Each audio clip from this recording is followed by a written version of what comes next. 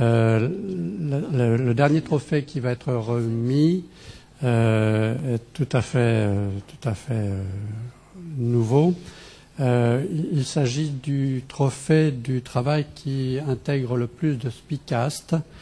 Et c'est l'École nationale de voile et des sports nautiques de Quiberon qui va donc recevoir ce trophée en la personne de Monsieur Olivier Lerouge.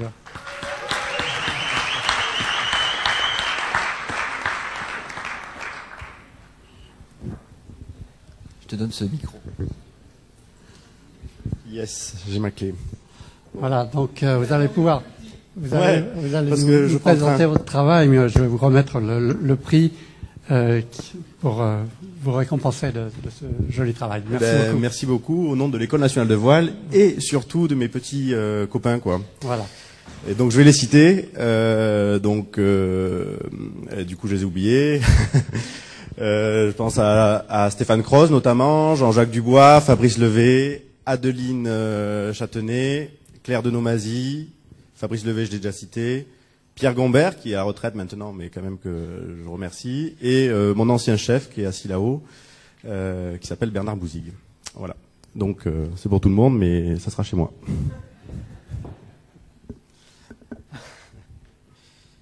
Alors...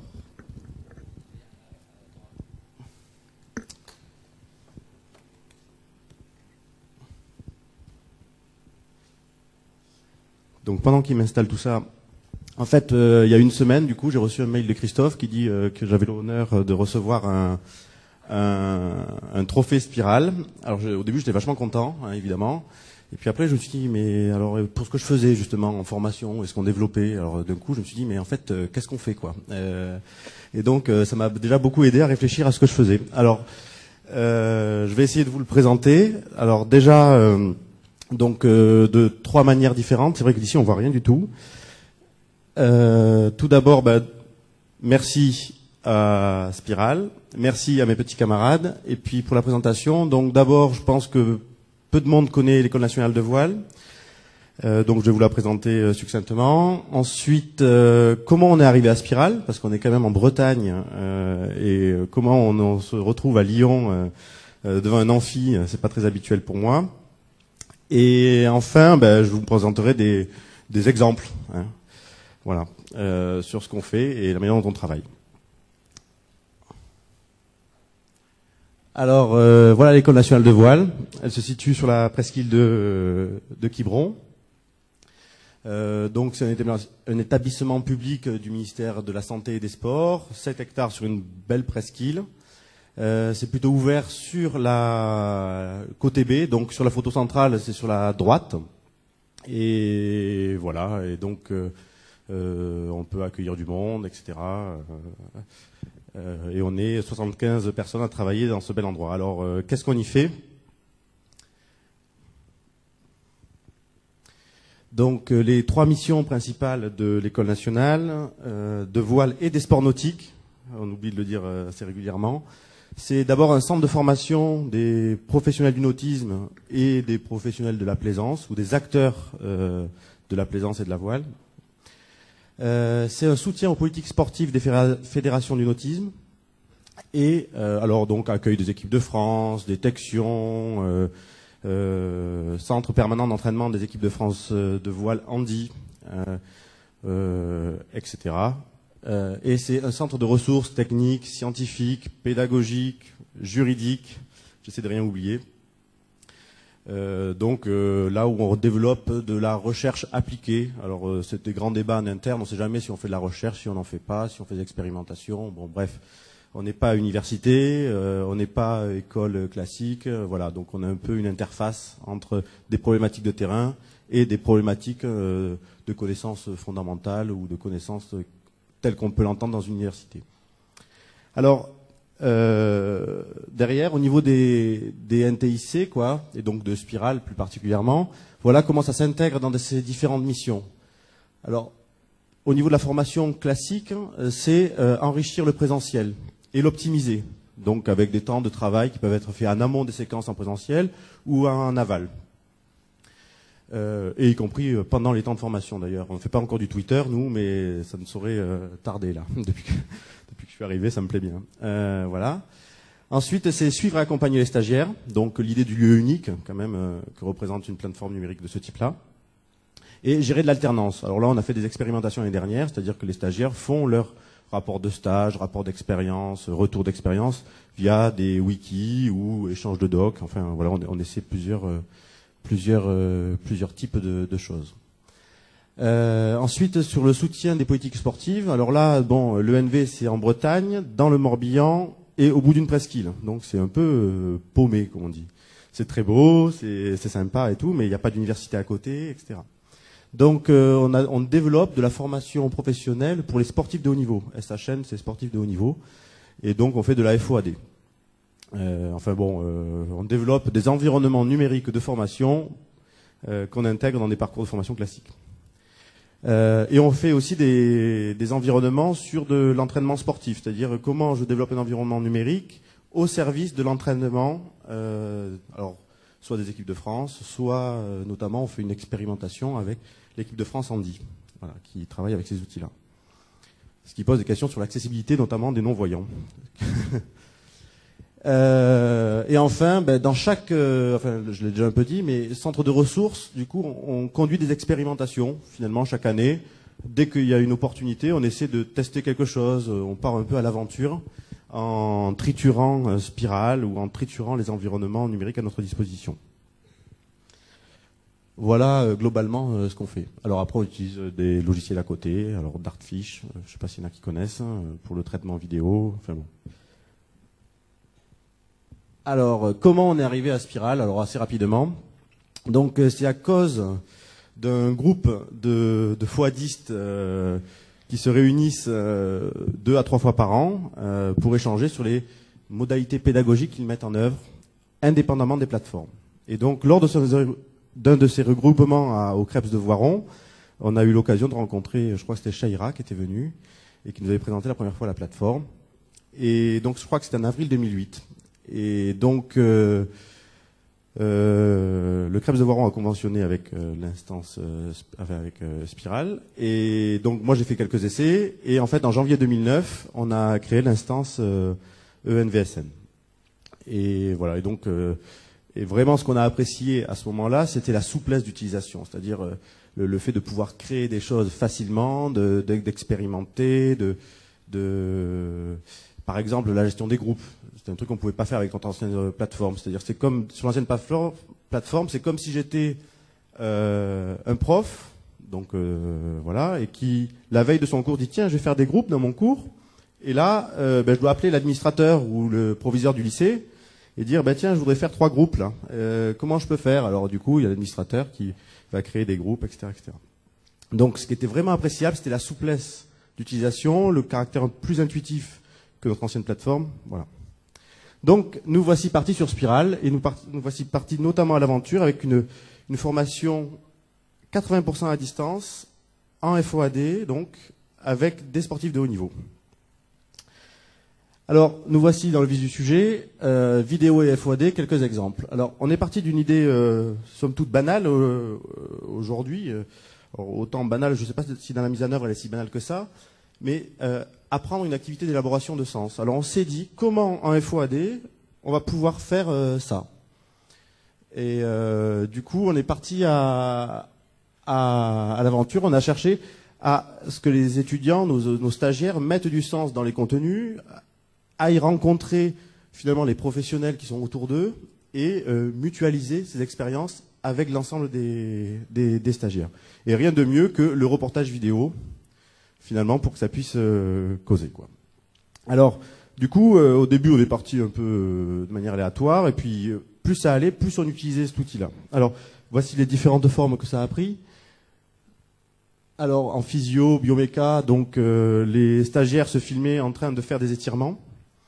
Sciences humaines, c'était des entretiens avec des experts, des débutants, des entraîneurs sur des techniques particulières. Au niveau technique, alors on a eu des stagiaires qui nous ont fait des vidéos commentées. Là, on commence à travailler sur l'analyse vidéo en ligne via des forums ou des wikis, etc. Environnement institutionnel, alors ça c'était un truc assez formidable, c'est-à-dire qu'on n'avait pas de prof à l'école. Et donc on s'est dit comment on va former des gens à quelque chose dont nous on n'est pas, bon on pourrait le faire en partie, mais on n'est pas expert de la thématique. Où ça nous demandait un gros travail finalement de construction de contenu, etc. Alors là, ça a été assez magique, donc c'était l'idée de la boîte vide. Donc en fait on leur a filé des contraintes et on s'est dit on va se débrouiller pour qu'ils soient formés par d'autres personnes que nous. Et du coup on leur a mis un cahier des charges et ils sont allés questionner les différents acteurs potentiels du secteur d'activité. Ils ont créé leur propre contenu. Ils ont fait des reportages de 20 minutes. Et là, tout à l'heure, je vous montrerai juste l'introduction d'une de ces séquences que je trouve assez sympa. Mais juste l'introduction. Alors oui, et à ce titre-là aussi, donc les reportages, ils ont produit en groupe. Donc ils sont éclatés aux quatre coins de la France, voire du monde, hein, les étudiants. Donc ils ont produit ça en groupe. Et évidemment, dans ces vidéos, des erreurs demeurent.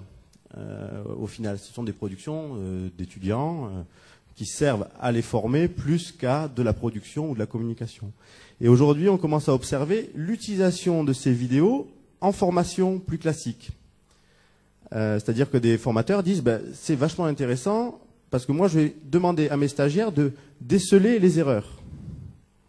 Et donc, on réexploite ce type de documents derrière sur des fins de formation. Alors après, le problème, c'est qu'il y a d'autres stagiaires qui les utilisent pour réviser leurs cours. Alors ça, c'est un peu moins bon, mais bon, ils sont prévenus. Hein. Voilà. Alors en météo, ça a pris la forme de briefing. Alors ils se filment en train de faire des briefings météo. Alors ils montrent des cartes, alors ils filment à des moments l'écran. Enfin, c'est assez rigolo. Il y en a qui se sont filmés en train de faire des vrais briefings avec des vrais jeunes régatiers. Alors ça dure des fois 45 minutes. Bon. Mais ceci dit, ça leur fait, par exemple, celui que je pense là, ça lui a filé du boulot. C'est-à-dire, paradoxalement, des gens sont allés sur son blog, sur lequel il avait publié ces séquences de briefing météo, et du coup, il est sollicité par des gens en disant oh, tu voudrais pas venir chez moi pour faire des briefings météo ou expliquer à mes entraîneurs comment faire un briefing météo, etc., etc. C'est-à-dire que du coup, ça génère une activité, un échange. Alors, demander aux gens de faire ce type de choses, en soi, c'est pas suffisant. Donc, évidemment, on a placé des aides à l'apprentissage, donc qui prennent des formes tout à fait différentes. Alors, j'aime bien dire ça en premier, en général, c'est que il y a des contraintes, souvent de temps. C'est-à-dire que aider quelqu'un, c'est peut-être le contraindre parfois. Donc évidemment, derrière, il y a des cours, des contenus, des quiz, tout ce qu'on peut imaginer, des recherches collectives sur Internet. En physio, par exemple, elle leur a fait faire un travail assez marrant, c'est qu'il y a un mec qui s'appelle Cometti, alors il y en a qui doivent connaître, donc alors moi je ne suis pas physio du tout, mais donc il a une posture assez radicale par rapport à la question des étirements. Et donc, la prof a demandé aux gens de faire une recherche sur Internet sur des sites qui auraient la posture inverse de cette personne-là. Parce que c'est trop facile, dès qu'on tape étirement aujourd'hui, on tombe sur les articles de cette personne-là. Donc là, on cherchait de construire une contradiction. Alors les stagiaires, là, ils ont été prolifiques. Des sites à en plus finir. La prof a été ravie, elle apprenait plein de choses. Enfin bon, il y a cette idée de mise à niveau de l'enseignant et de l'étudiant, là, dont je ne sais plus qui en parlait tout à l'heure. Bon, voilà. Et derrière, on est parti aussi sur l'idée de partager. C'est-à-dire que je produis plus mes reportages, mes vidéos, etc., pour moi ou pour ma formation, mais je les partage sur le net. Donc, publication et mise en réseau des productions, alors sur des blogs, sur YouTube, sur Dailymotion, Facebook, blog vidéo voile de l'ENVSN. C'est un peu notre web TV, mais on n'a pas pu l'appeler comme ça pour des restaurants politiques. Enfin, j'ai pas bien compris. Et donc, on a fait des blogs thématiques avec des reportages de stagiaires, avec des entretiens d'entraîneurs, de coureurs, etc., etc. Voilà. Donc, je vais vous montrer 2-3 petits exemples. Alors, je vais aller du coup sur alors, je sais pas trop quoi vous montrer. Alors, il y a le son là ou pas à partir de là? Ouais. Je vais vous montrer. Alors, voilà. Alors, je vais vous montrer d'abord un sur les étirements. J'espère que ça va marcher. Du tronc, plus précisément de la région postérieure de l'abdomen. Il se situe alors, je vais pas tout vous montrer, de la bien sûr. colonne vertébrale entre la dernière côte et la crête iliaque. Il est fixé sur la Bientôt. iliaque, le ligament ilio-lombaire, ainsi que sur les 3 ou 4 dernières vertèbres lombaires. Bon, voilà. C'est un muscle profond Alors. et qui n'est pas très visible. Il est difficile à étirer. Ah, je le remets, lui. Le plus souvent, il est étiré Hop. avec une tierce. Salut. Et alors, ce qui est intéressant, c'est que pour arriver à faire ça, les stagiaires nous racontent après qu'ils se sont filmés 200 fois, que pour pas dire de bêtises, ils sont allés lire 300 fois le cours, etc., quoi. Alors, évidemment, comme en cours classique, on retrouve celui qui produit une vidéo où il a posé la caméra verticalement, si vous voulez. Donc, lui, on le voit allongé comme ça, là, sur le côté. Et on a aussi des stagiaires comme en cours qui veulent passer pour des guignols, dont c'est leur finalité première. Donc, ils produisent des trucs de guignols, évidemment. Donc, on retrouve les mêmes problématiques, finalement. Voilà. Alors après, vous pouvez aller voir. Ça, c'est sur le blog collectif. J'en profite pour faire la promo. Donc, on essaie depuis une semaine de mutualiser nos expériences pédagogiques autour de la FOAD. Alors après, vous irez voir. Il y a un peu de tout. Donc, par exemple, là, je vais vous montrer. Qu'est-ce que je pourrais mettre, l'empannage en formule 18. Ah non, ça c'est pas celui-là que je voulais mettre. Tant pis. Ah si. Donc là, sur cette vidéo, nous allons voir des empannages réalisés dans du vent faible, 6-7 nœuds de vent, toujours en formule 18. Donc on peut voir déjà que l'équipage est très avancé dans le bateau, en avant des haubans, afin de dégager les arrières. Bon, etc., etc. Et des comme ça, il y en a toute une flopée. Alors voilà. Alors ce qu'il faut savoir, c'est que la personne qui commente là, qui fait ça, c'est quelqu'un qui est allé aux Jeux Olympiques. Et donc c'est assez marrant effectivement, ça a une aura assez forte. C'est-à-dire que on a 315 vues, ce qui est pas rien sur une thématique de ce genre. Nous, on apprend des trucs aussi en tant que prof. D'un coup, on a une lecture technique qui est quand même souvent très pertinente. Voilà, quoi, etc. Voilà. Alors, pour vous, je résiste pas au plaisir de vous en montrer une petite dernière, et après, je vous laisse aller manger. Pour une fois que je peux parler à des gens qui sont a priori intéressés par ce que je raconte. Mince, je me suis perdu, je vais réouvrir ça. Alors, c'est ça là. Donc, c'était un cours de légis. Donc, ils ont dû faire on les a fait travailler par groupe sur des thématiques. Et notamment, il y en avait une qui était l'organisation du sport en France. Et donc, c'est un groupe de funboarders qui ont fait ça. Et c'était assez... moi, ça montre qu'ils ont probablement pris quand même du plaisir à faire cet exercice-là, en tout cas.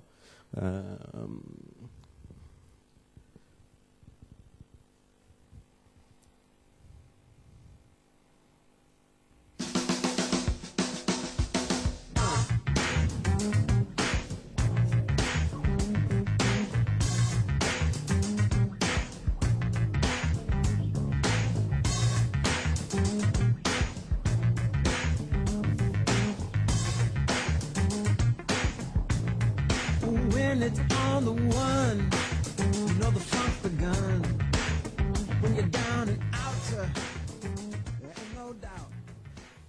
Bonjour, dans cette vidéo, nous allons vous présenter l'organisation du sport en France, le rôle de l'État et des collectivités territoriales.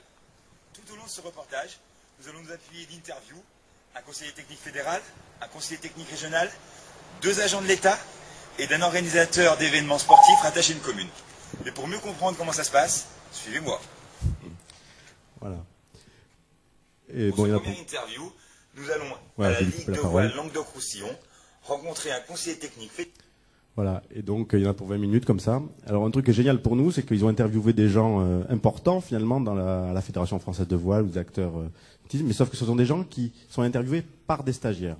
Ce qui change complètement leur posture et donc nous permet de réutiliser isolément chacune des séquences pour des temps de formation différents. Enfin, c'est-à-dire que ça génère finalement derrière une activité assez marrante, quoi. Voilà. Je retourne sur mon petit diaporama qui doit être par ici. Ouais, ça marche. J'ai fini. Voilà. Et je trouve qu'aussi là-dedans, par rapport aux discussions qu'on a eues hier, on se rapproche de ces histoires d'apprentissage informel finalement et de créer des espaces où les gens apprennent par invasion, je sais pas comment on peut dire, mais par perfusion collective. Enfin, c'est assez sympa, quoi. Voilà. Donc, merci beaucoup pour ce trophée. Ça nous a fait très plaisir, franchement. Voilà. Et si vous avez des questions, c'est avec plaisir qu'on échange. Et bon appétit. Merci beaucoup. Voilà, merci beaucoup pour cette présentation qui donnera sans doute beaucoup d'idées à beaucoup de gens. Je voudrais juste, avant de vous laisser aller manger, rappeler tous ceux qui ont eu un trophée à l'instant pour redescendre ici à la tribune pour la photo générale. Donc si vous n'êtes pas partis, ceux qui ont été récompensés, revenez nous voir en bas. Et ensuite, on va déjeuner. Et donc, pour les autres, le buffet, vous sortez de l'amphithéâtre, vous tournez à gauche et c'est la deuxième salle sur votre droite. Et vous avez deux salles, une salle pour le buffet et une salle pour l'Explore Camp.